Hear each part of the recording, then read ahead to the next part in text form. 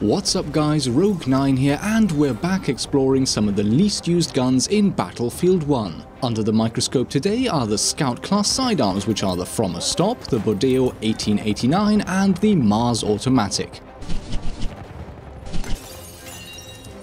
As always, the video will be in 3 parts. First, identify the least used gun, then comparing and contrasting its stats with the competition, and finally a discussion of my experiences field testing the weapon.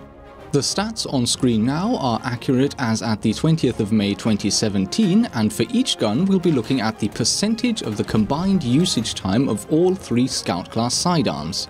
As you can see, we have a very clear winner. The Mars Automatic is by far the most popular Scout class sidearm, being used 56.4% of the time that a Scout player picks one of the 3 guns in question. Next up is the From a Stop, which is used 29% of the time, and last but as always, hopefully not least, we have the Bodeo 1889 with a usage time share of 14.7%. So the Bodeo is only used about half as much as the Frommer, which is only used about half as much as the Mars, and now it's time to dive into the stats to understand the strengths and weaknesses of each gun, and to hopefully shed some light onto why we have these pick rates. Its excellent damage stats make the Bodeo one of the most powerful handguns available in the game, with a maximum damage of 53 points and a minimum damage of 17.5. The more popular From a Stop, on the other hand, is one of the weakest options, with a maximum damage of 26.5 points and a minimum damage of 13.5. As a side note here, it's worth mentioning that every class has one unique sidearm that fills the role of a low-power, high-volume handgun, with exactly the same damage stats and drop-off as the From a Stop.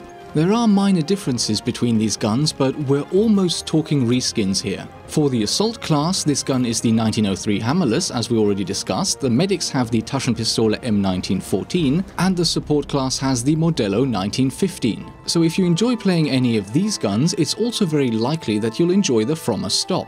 But going back to the Scout class pistols, we still have the Mars Automatic, which has a very unique damage pattern with 40 points max damage, pretty powerful, and 23 points of minimum damage, best for any sidearm in the game. All the other guns have been covered in detail in previous videos, so I won't talk too much about them, but I'll always include the stats for comparison. Feel free to go back and watch the earlier videos if you want a more detailed discussion of these guns. When we talk about weapon damage, it's important that we also take the damage drop-off curve into consideration. On this chart you can see the 3 Scout class pistols, as well as the most popular pistol of all, the M1911, and the number 3 revolver for comparison. As you can see, the Bodeo can take down an opponent with 2 body shots at ranges up to 16 meters. Excellent! But from 21 meters and onwards, the Mars provides virtually the same damage output per shot up until 30 meters, and after that the Mars's damage bottoms out while the Bodeo's continues to fall away.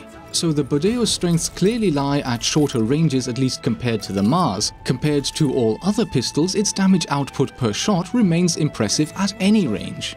As mentioned before, the From a Stop shares its damage drop-off curve with one of the guns for each of the other classes, and they are very low-powered at any range. The next important factor to consider is the fire rate, and here the Bodeo comes in with a pretty respectable figure at 224 shots per minute and a capacity of 6 bullets. The From a Stop has the highest fire rate in class at 449 shots per minute and a capacity of 8 shots, while the Mars is once again quite unique, with a fire rate of 199 shots per minute, making it the slowest fire rate of any semi-auto pistol in the game, balanced out by the highest capacity of all, 11 rounds. What happens when you combine a gun's fire rate with its damage output at any given distance? You of course get the theoretical time to kill, and as is tradition, I have created a fancy heat map to give you an overview of all pistols available to the Scouts. As always, I want to highlight to you that these times become less realistic as you move down the table.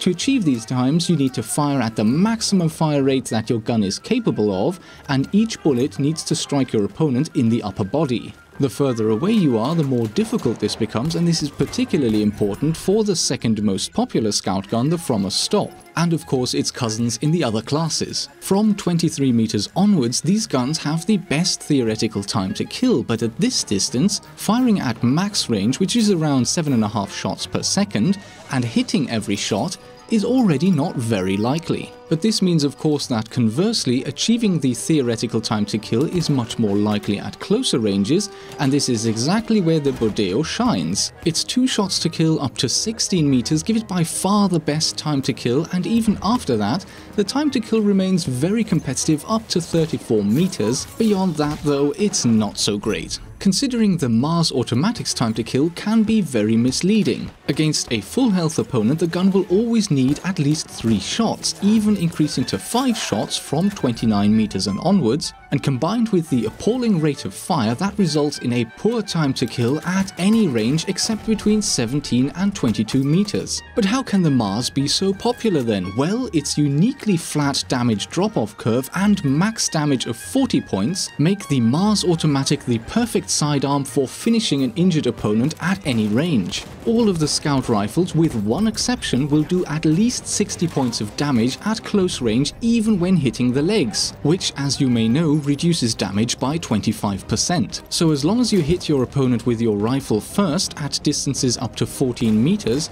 the Mars can take him out with 1 shot. And even beyond that, its flat drop-off and high damage floor make it the best accompaniment for most Scout class loadouts. The only exception to this is of course the M1903 Experimental, but for this gun you don't need a finishing sidearm since it has a great fire rate of 359 rounds per minute and a massive capacity of 41 bullets.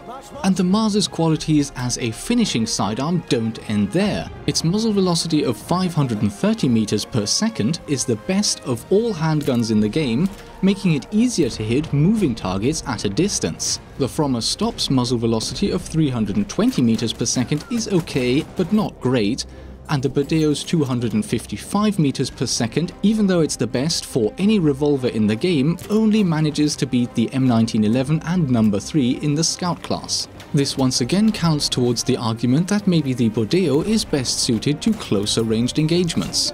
If we look at the deployment time, we can see that the Bodeo has a pretty average 0.55 seconds, while the Frommer is the fastest pistol to pull out at 0.4 seconds and the Mars is the slowest at 0.6. This means that at very short distances, the Frommer would make the best emergency backup pistol, especially if you miss your initial shot with your main weapon. As we have seen with many other hard-hitting, fast time-to-kill pistols in previous videos, the Bodeo is balanced out with shockingly bad reload times. Being a gate-loaded revolver means that you can only reload 1 bullet at a time, and if you want to reload a single bullet, this will take 3 seconds, with each extra bullet taking 1 additional second, up to a maximum of 8 seconds. You can interrupt this reload by either pressing the fire button, using a melee attack, or switching to your primary and back, but none of these techniques is instant. The reload from empty for the Mars is also pretty slow at almost 3 seconds, as is the tactical reload of just over 2 seconds, but at least here you get a full magazine instead of just a single bullet. The reload times of the From a Stop of 2 seconds and 1.25 seconds make it one of the fastest to reload for the Scout class, beaten only by the 1911. When it comes to recoil, the Bodeo once again fits the pattern of hard-hitting revolvers with a relatively severe 5 degrees per shot vertical recoil and 1 degree horizontal. The Mars has slightly better but still quite harsh recoil of 4 degrees vertical and 0.8 degrees horizontal, while the Frommer has very low recoil of only 1 degree vertical and 0.4 degrees horizontal, and considering the power and fire rate of each of these guns, there's nothing really surprising in these figures.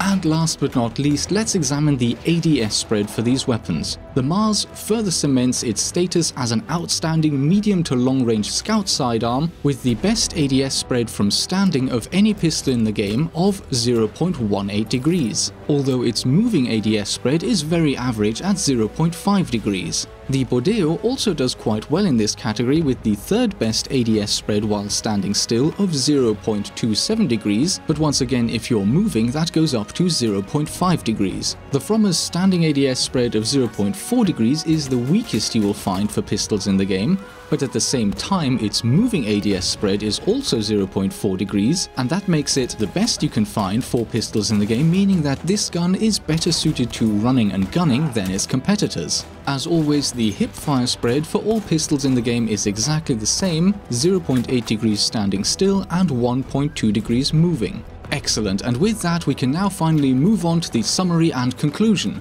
But before we do that, here's a quick message I recorded 100 years ago.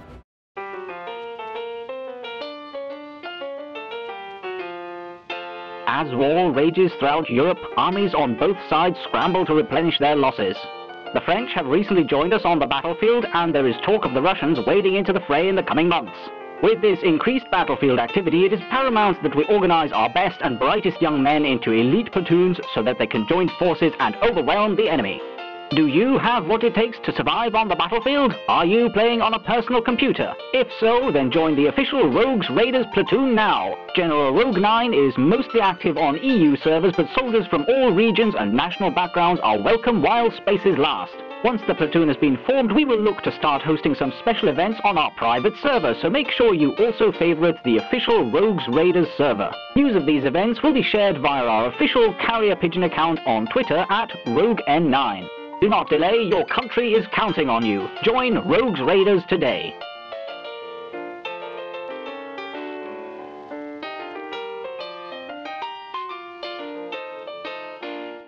So let's summarize. The Bodeo is a very powerful handgun up close and has a good damage drop-off, which combined with a decent fire rate for a revolver ends up with the best time to kill up to 22 meters for pistols available to the scouts. A good Adf spread, especially when standing still, helps you to deliver this damage on target reliably. The gun's weaknesses are a relatively low muzzle velocity, although as I mentioned earlier, it's still best out of all of the revolvers in the game, and a very slow reload. The reload is probably the biggest downfall of this weapon. In fact, it is so slow that if you have to go for the full 6-bullet reload, there is a very real chance that you might die from old age, let alone from being charged by an opportunistic enemy before your gun is ready to fire again. So with that, let's move on to the final part of the video where I discuss my personal experiences from field testing the weapon. As always, I tested the pistol in various operations, frontlines and conquest games, which is where most players will be using the gun, as well as using it in a few custom pistol-only matches to give myself as much hands-on time as possible. Now I have to say I'm not much of a revolver guy in Battlefield 1 simply because I dislike the slow muzzle velocity, which makes it more challenging to engage targets once you get past sort of 20 meters or so. And the slow reload, especially for this revolver, was a real turn-off at first. But I have to say, after using this gun for a little while, it did start to grow on me. As a backup gun for a scout, the Bodeo can pretty much do everything the Mars can up to a distance of 34 meters. And in fact, if you're closer than that and you miss your shot with your rifle, the Bodeo can even act as a really good emergency backup,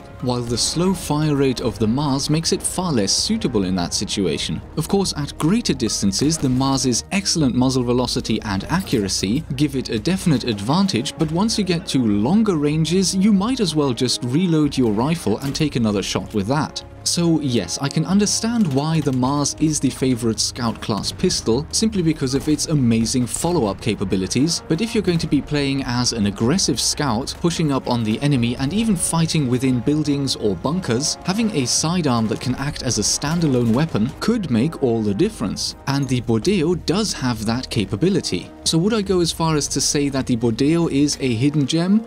Maybe not quite, but just like many other guns that I've covered in this series, I would go ahead and say that it is definitely undervalued, and I feel very comfortable in calling it a hidden semi-precious stone, amethyst status all the way. At closer ranges, it comfortably outplays the Mars, and if you're confident in your accuracy, I think you can even do better with it than with the From a Stop. As long as you have control of your engagements and you have a little room to back away and go through the abysmally slow reload, the Bodeo can make you a real threat at closer ranges, where under normal circumstances the Scout class wouldn't stand much of a chance. So there you have it. Next time you're playing as an aggressive scout, give the Bodeo a chance, and who knows, maybe you won't regret it. But as always guys, those are just my opinions, and if you've tried this gun in the past, I'd really be happy to hear what you thought of it. Leave your comments in the comment section below. And with that, I hope you enjoyed the video, and I'll see you in the next episode.